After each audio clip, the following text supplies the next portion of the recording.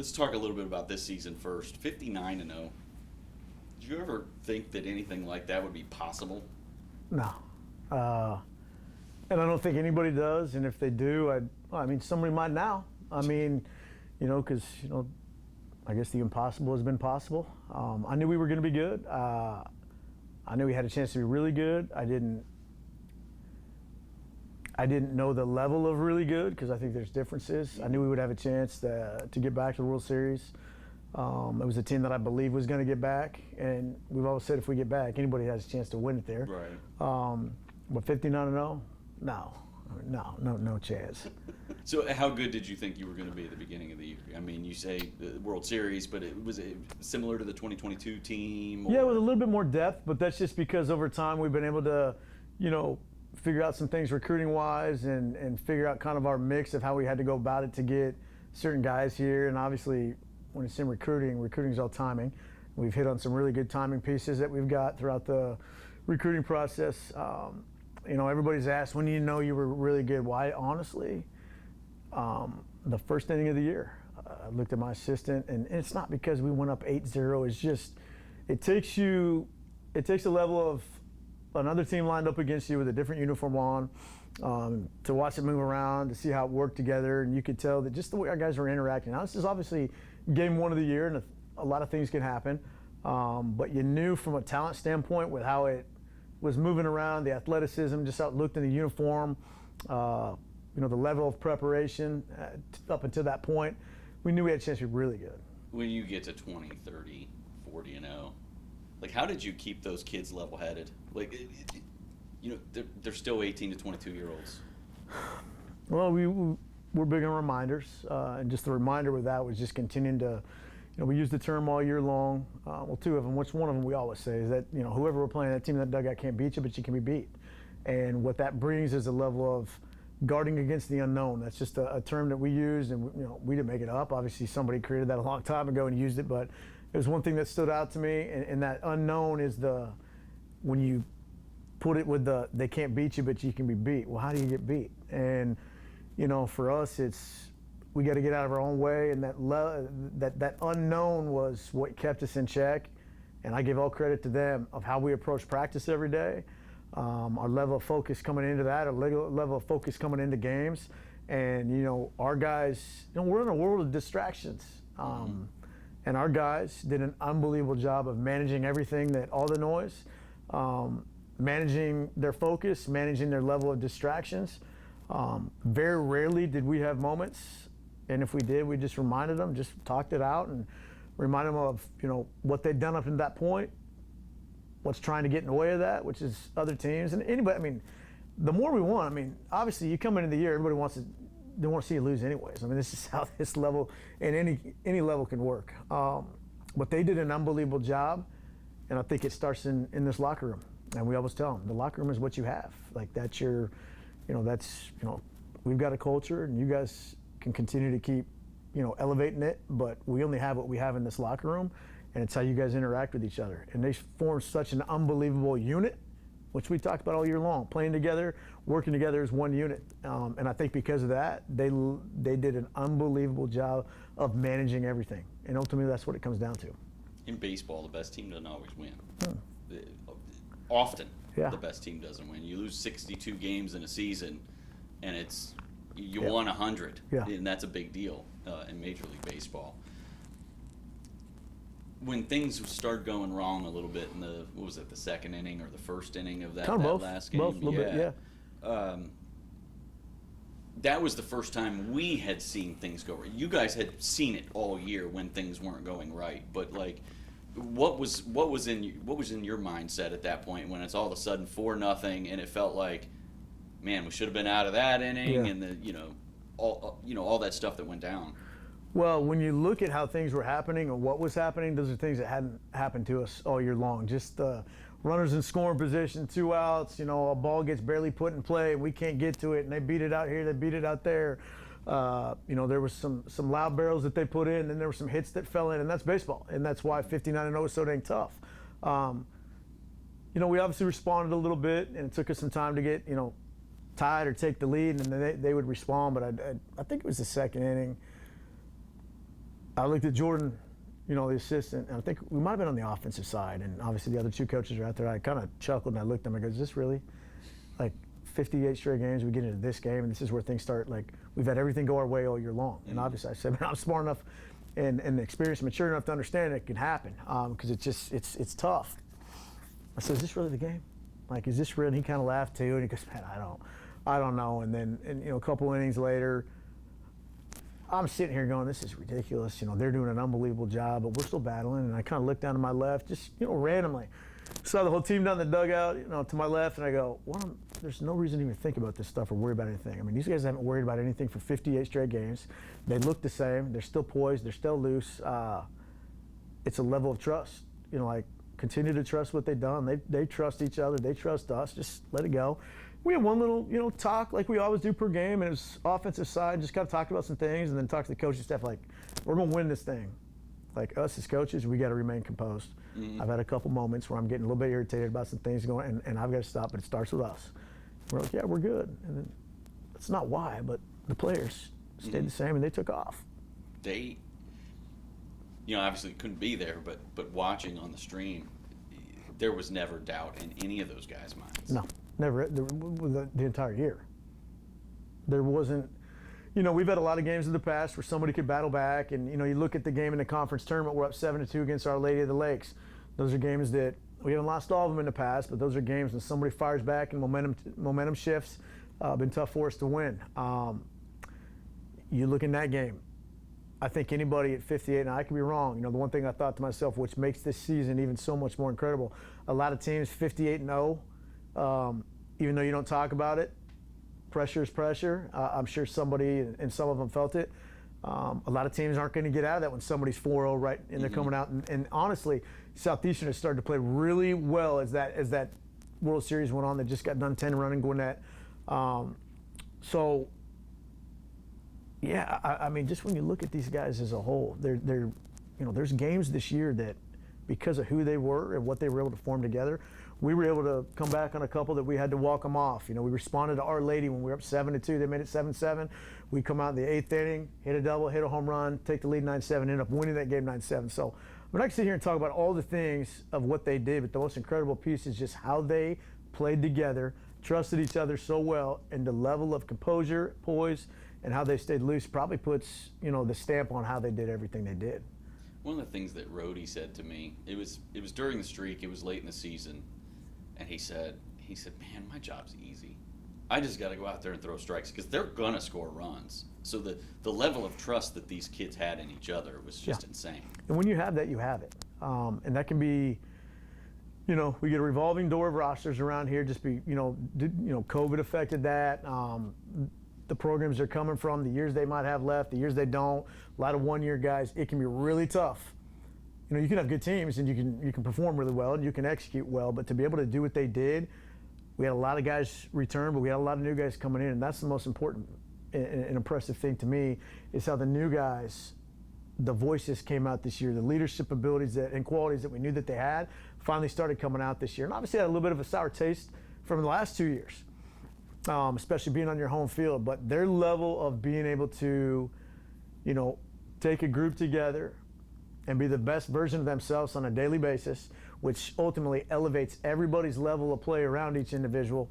I'm big on giving credit where it needs to be given, and what happened with this locker room and how they formed that this year, unbelievable. You guys are going to get to experience something that most NAIA teams don't get to experience. You got to go to the Capitol yesterday. Yeah. Next up is the White House. Yeah. What are your thoughts on getting a chance to go and be in America's home? I mean, it's unbelievable. I mean, obviously, there's sports teams that go. I don't know if an NAIA team ever has, even small college. But I think it's just another piece, another example of what they've done that is so incredible this year that it's now getting acknowledged. It's already been acknowledged and recognized on the highest levels of, national attention. But this is about as high as it gets. And for them to be able to do that, number one, give us the opportunity to go out there. For these guys to be able to do that, I mean, it's, I'm extremely proud of what they've done, but I'm extremely proud that what they've done is getting them the recognition that they deserve, especially for small college. and the level of where they're going to be recognized at, I mean, it's ridiculous, to be honest with you. How good is that going to be, not just for the baseball program, but for the university? Huge. Having a season like this, getting to go to the White House, all that stuff. Huge for the city, for the university, for the alumni, this program in general. But, you know, I don't care who does it. If it's us that can elevate this, you know, this place in general, our athletic department, I think it's awesome. I think it's big. You know, most small colleges, people don't know who they are.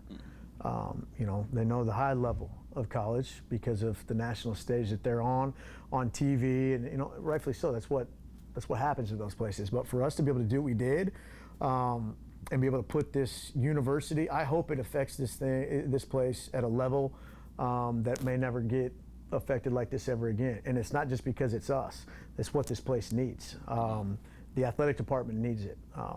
And I hope everybody takes advantage of it, and this place continues to grow on all levels at the level that it can from what this has done. And I don't care if this isn't about who's taking credit around here, who needs to be recognized or applauded. If you're truly invested in this place and this department for the success of everybody, and that's why we're here. Why wouldn't we be? You know, so I think it's awesome. I think it's already done wonders, and I think it's going to continue for a long time, do wonders. And I hope it gets to a place where we're having, and I say this the right way, we can, you know, we got to start turning applicants away because we've boosted this place so well, or we got to find another way to be able to get the enrollment to as high as we possibly can and be able to house it. One of the things that struck me is, you know, I've posted your guys' Yeah. stories on my personal Facebook page. So it's Yeah. a lot of people from Ohio, and they're going, I didn't know there was an LSU Shreveport. Yeah. And then all of a sudden, these people are sending me messages, hey, did they win again? Hey, did they win again? Hey, Yeah. did they win again? I'm getting the same thing here in town, which is not something that we've Yeah. ever had. I mean, the city hasn't gotten behind you guys like they did this year, ever in my 10 years here. Yeah, no, yeah, I'm with you. Can you speak to that and how much the city got behind you guys? Well, I think, number one, they did. You know, I think it was Isaac Rohde that, you know, was being interviewed at the deal downtown. He's like, man, Neff didn't know it was going to be 20 people or 200 people. And when we turned around that corner and kind of started to see the people, blown away. Thought it was unbelievably awesome. But I think this city in general, it needed something like this. And look, I've only lived here for 5.5 years. Be 6 in January. I think it's awesome. I think it's outstanding. I mean, you know, Shreveport's obviously a major city, and a lot of people know what it is. But from an athletic standpoint, let's get real. I mean, a lot of cities are, you know, they're built off something, but the athletic piece is what really, you know, takes it over the top. And there's been a lot of really good athletic teams in this town, especially this university. And if what we did helps enhance that, and, you know, gave this city something to be unbelievably proud about, then I couldn't be any more, you know, excited about that. But I think it has. I mean, you know, look at the support that we had. Half of those people I'd never seen before. And that was so unbelievable to me, is not only just the amount of people there, but the people that, you know, I've never seen before outside the ones that I recognized. Let's talk a little bit about you and your baseball history. Coming out of the Pacific Northwest, a lot of good baseball players out there. One of my coworkers actually played at Centenary when they were D1. Yeah. He was a pitcher. But just tell me a little bit about your high school career and kind of where you came from. I was always hurt. You know, I played at one of the, you know, the better high schools in the state of Oregon, at Westview High School, which has had some big leaguers. Trevor Crow had a short stint. He was a Pac-10 Player of the Year at Arizona. Carson Kelly made it to the big leagues. He played at, I think he was with the Cardinals as a catcher for a while. They've had some others, you know, numerous amounts of draft picks, won some state titles, you know, very strong athletic department. I wasn't supposed to go there. My dad worked there. He was a high school administrator, and he was the basketball coach there, and we did kind of a flop. The school that I was from, there was another coach there. His kid lived basically in our parking lot where their house was, so we just swapped. He could go there, I could go there, and it worked out great. Didn't get to pitch my senior year, but about 2 games. We were a really loaded roster, younger but really loaded. A lot of, you know, to be drafts and Division I guys, and you know, me not being able to pitch that year as our number one affected us. But I went on, played 2 years at junior college, got hurt there as well halfway through my sophomore year, and I was having a pretty good year. Was set to go play at another NAI. I had shoulder surgery, ended up having to have a second, so I was done. And like we talked about earlier, that's what led me here, because I got to start my coaching career so early. But the reason I'm here is because I got around the right people at the right time. And coached some really good players and some really good summer leagues. You know, we made some select teams back there when Oregon never had select, and it kind of spearheaded my career. But, you know, it's all about the people that you know, the people that you work with, people that you're around. And if it wasn't for those people, I wouldn't be where I am right now. So my career, I was good when I was healthy, but I was healthy half the time. Yeah. You know, and it's okay. You know, you look at a lot of coaches at higher levels, they've got a really high level of playing background. There's some administrators that look at that. You know, I don't think that personally matters. You either know the sport, you know how to lead, you continue to work to be a good leader, get the right people around you, you know, and that's all I aspire to do is continue to keep getting better. And but I wouldn't be where I am if, you know, God hadn't put a shoulder surgery on me twice. I wouldn't be. Where's your love for baseball come from? Did it start at a young age? Yeah, you know, obviously my dad coached me early on, and he played Division I football at Portland State. Started coaching there right when he's done, and one thing led to another. I've been around athletics my entire life. It's probably the one. You know, look, man, I couldn't run very well. I didn't have a lot of size, so the one thing that I knew that I could be okay with, I had a decent arm. And baseball was kind of the one sport where, look, it's a sport that you can be successful in that doesn't require a ton of talent at times. We tell our guys all the time, the things that we got to be really good at are the things that require no talent. So it was the one thing that the one sport that I could be okay with and succeed a little bit at. I wasn't going to play basketball. I couldn't get up and down the court. I could shoot. I could do all the things like throwing and shooting well, but the things that, with moving around from an athletic standpoint, like my dad and my grandpa were really athletic. I guess it went down a little bit with me. I'm athletic in certain things, but I think my love for it that's what I played and that's what I focused with. And look, man, I'll be the first to admit, I didn't, all the things I tried to get these guys, I didn't work very hard at times. My attitude sucked at times. And I think it's allowed me to try to, you know, help these guys change some habits and don't put them in a position that got me in trouble with at times. And that truly comes from, I just started paying attention to the game. It requires a lot of detail, a lot of attention to it. And that's one thing, you know, I've always had attention to detail, but being involved with baseball and just watching it, I've loved just all the different things that can go on, things that people don't even recognize. The more you bear down on it, the attention to detail just kicks in. And that's kind of created a much bigger love for the game. Coaching seems like it's in your blood. It come from dad and grandpa. And and then my brother's doing it now, and I always knew, you know, just like my kid coming in the field with me all the time. I've got a picture in my office. Well, I used to go to I liked basketball. I was in the gym all the time with my dad, at every one of his practices, every one of his games.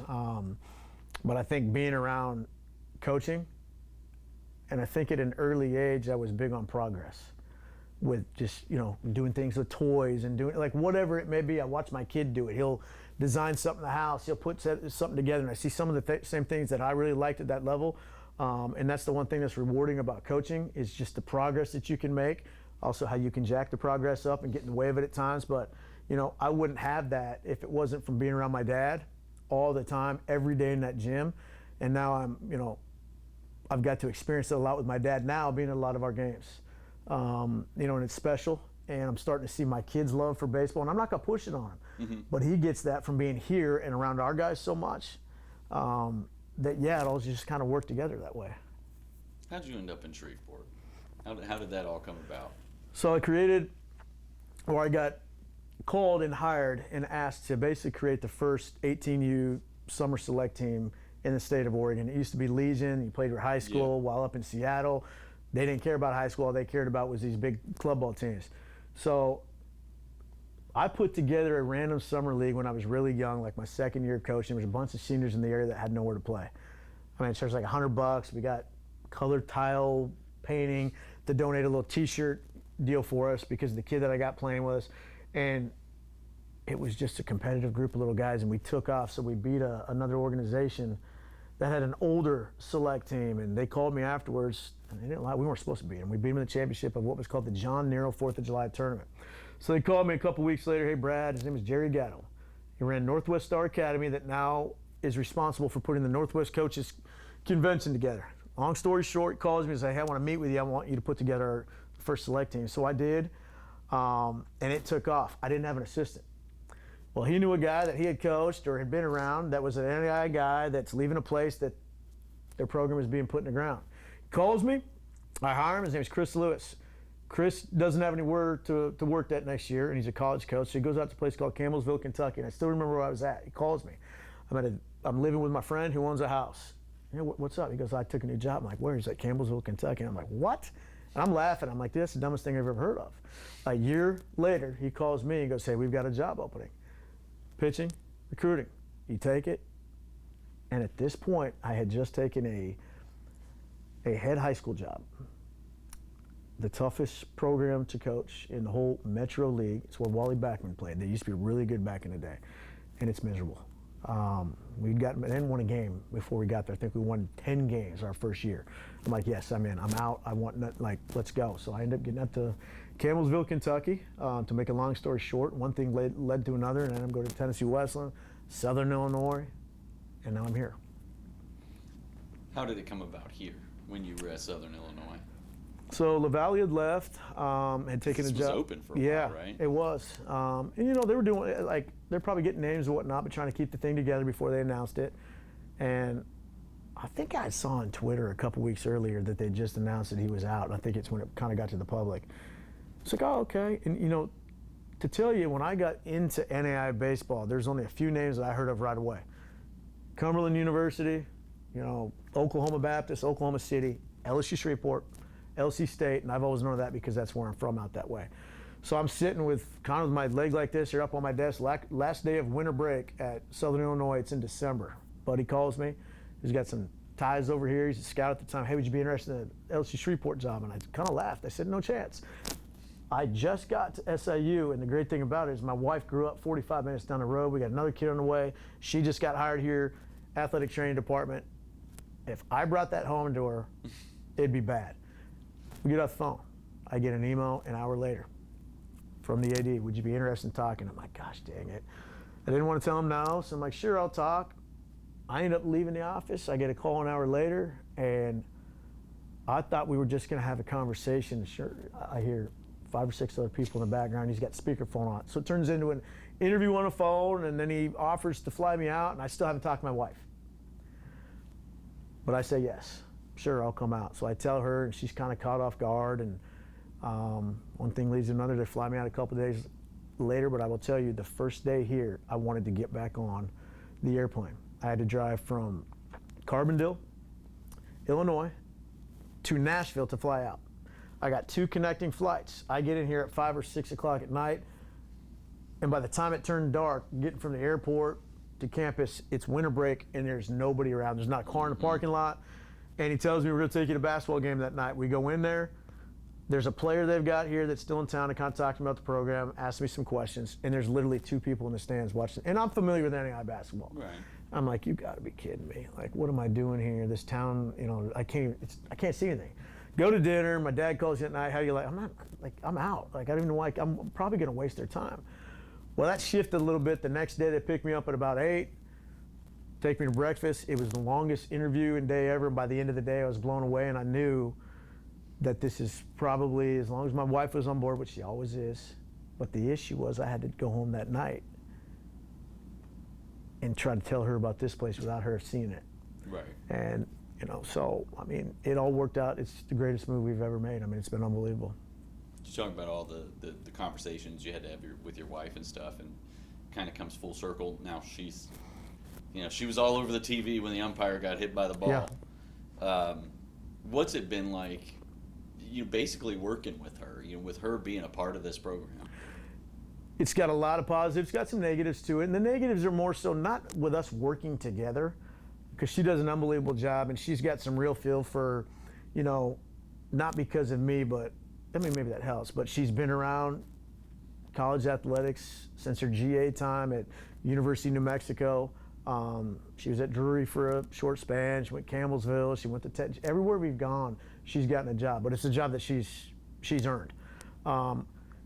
It's really good from a standpoint we can talk out the situations of guys, and she's really good at what she does. So she doesn't give them extra attention, but I think the attention of where it maybe looks like extra attention is because we can communicate it about it at the house. Somebody's recovery, maybe stuff where it takes her with a text and a call, or perfect timing in the office where the other coaches. The negatives, the only negative be, but it ends up being a positive as well, is just the kids, coordinating, So when it's soccer season, she's doing soccer in the fall, I can get out of here whenever. Our practices are designed, or I can go pick the kids up and we're good. We can take them to games in the fall. They've gotten to an age now where we can bring them here, she can be in the dugout, and we've got enough people, from athletes to other people, that they know how to function here and move around. The only negative with it is it's just, it becomes tough on game day because she's got to get here by a certain time. I'm already here. They're still soon to be 8, and the little girl's 5, Sutton, our daughter. So until they get a little bit older, more independent. Now they're independent, but independent where they understand stuff. That'd be the only negative, but it's been unbelievable to be able to share it with her. She has a tremendous impact on all the student athletes here and the department. And it's rewarding for her because there always is going to be injuries or whatever it may be. That the rewarding piece is, as every trainer, they want to get those kids back on the field and keep them on the field. So when they see it work out, like Brock Lucas, she was a major part of that. Obviously, he went to a physical therapist to begin with, but to blow his bicep in January when we knew he was going to be, that guy was voted our fall MVP of pitching. To come out and blow it in our non-exhibition scrimmage against Bipsy, to not get him back. Now, he had to put in the work. But he had somebody like her outside the physical therapist to finish it all with him, mentally be there for him, talk it out with him, keep him positive. And I think that's why he was so positive and worked so hard at it. And he was able to come back off something major and actually finish the last month and a half with us, and is a key piece of us winning it all because I think of her effect on him throughout the whole process. So I have an uncle that was a baseball coach as well. I talked to you about my Uncle Lee, but my Uncle Rick was a baseball guy, coached Legion ball, that kind of stuff in Ohio. You remind me of him with the intensity. Like, I've never seen another coach other than you two with the kind of intensity you have in the dugout. You just speak to that intensity? Look, it's gotten better. There's moments when it's needed, but I coach like that from the starting of the fall. Granted, we have a standard, we have an expectation, and that expectation is going to probably continue to grow from the outside world based off of what we've done. But in-house, we have a way of doing things that, we change things. I've had to change some things this year, but I think it resulted in them reacting to me a lot better. They know for the most part now, and there's moments where it's the other way, but when I get intense, they know that I'm not doing it just to do it. Now, I've had to maturely change some of that, and I'm better as I get older and I have more experience, and they know I care. I've always got a why for everything that we do that I try to instill from the second they get here in August. But I'm demanding. I'm a demanding personality, but I'm demanding on myself. But I'm demanding on everybody around here. But I think truly, there's a lot of really good relationships in here. It's all about the people that you have working with you. Start with those assistant coaches, and I think if we didn't have the assistant coaching staff as well, my level of intensity probably would have been portrayed a little bit different with these guys. But they're intense as well. We have so many returners that I think helped, however they did it, get the new guys used to it. But I do it all with a reason, while still having to change some of it. But they're going to get out of here. They're going to walk into something more intense. They're going to walk into something more demanding. They're going to walk into something that's going to slap them in the face a lot tougher than what it is here. And our job is to prepare them for what they're walking into when they're done playing here. And, I believe that whether they know it now or down the road, if we're doing our job the way we're supposed to, that's going to prepare them for them. Believe me, I go home all the time. There's moments where that 10-minute drive on the way home becomes what feels like a 2-hour-long drive where, and I'll tell these guys, when I mess up, it's my job to tell them. When I mess something up or I do something wrong, like you have to as a leader. So kids will respect that. Yeah, absolutely. We're going to want them to announce or, understand when they do something. But if we don't, and that's something I've had to get better with, and I've always known when I do, but it's my level of communicating that with them. But like I said, I've learned more this year for myself, about myself on those drives home where, I'll get punched real quick, where I'm alone in that car and I got to think, and that's my time to think on the way home, where I don't call anybody. I try to stay off the phone and just think about things so I'm better the next day when I get here. And it takes time, but if you're truly devoted to changing, it may not change right away. There's some things you can't change right away. And believe me, I think about it still this year, things that I could have done better. we might not have been we're not going to get any better at 59 and 0, but is there somebody I could relate it or communicate with or helped or I feel like I have a good relationship with all the guys, but maybe I could have got a little bit more out of somebody with something. Those are things that you lose sleep over, sleep at night over. But I truly believe that they know that we care, because we do. We love them, we care about them, and want the best for them. And that's where I've got to continue to keep working on being the best version of myself on a daily basis. And I got a long summer to think about things that I've got to, with that intensity and that demand, change going into August when the new guys get here. Talk to me about the towel. I don't know, man. I started wearing it, and I get asked about it a lot. I started wearing it. When I go to the gym in the morning, people sweat there. It gets humid here. It gets sweat. Obviously, in the fall, a lot of people have them out here. I'm very routine and get used to doing things a lot the same, and it just kind of stuck with me. And I think I told you earlier, I know a guy that got, a form of skin cancer on his neck, and from being out in the sun, and you can get home. I mean, I'll tell you what, you get tan lines, you go home if you don't have one. And I'm just kind of stuck with it. I guess it's part of me. I'll eventually not wear it. I'll look on TV and pictures sometimes. Gosh dang, everything about me got the dang towel on. It's time to take it off. But you get, I'll sit in the office, I'll eat something, I'll wet my mouth, the nose starts running. I mean, it's very useful, to be honest with you. It from the heat to everything else that you got, it's very useful. It's kind of funny because you start seeing a lot of other people wear them. And I'm not saying it's because of me, but I think they start to realize that a towel is very handy for a lot of different things. Awesome, Brad. Thanks for taking the time with No, us. thank you guys very much. I appreciate it.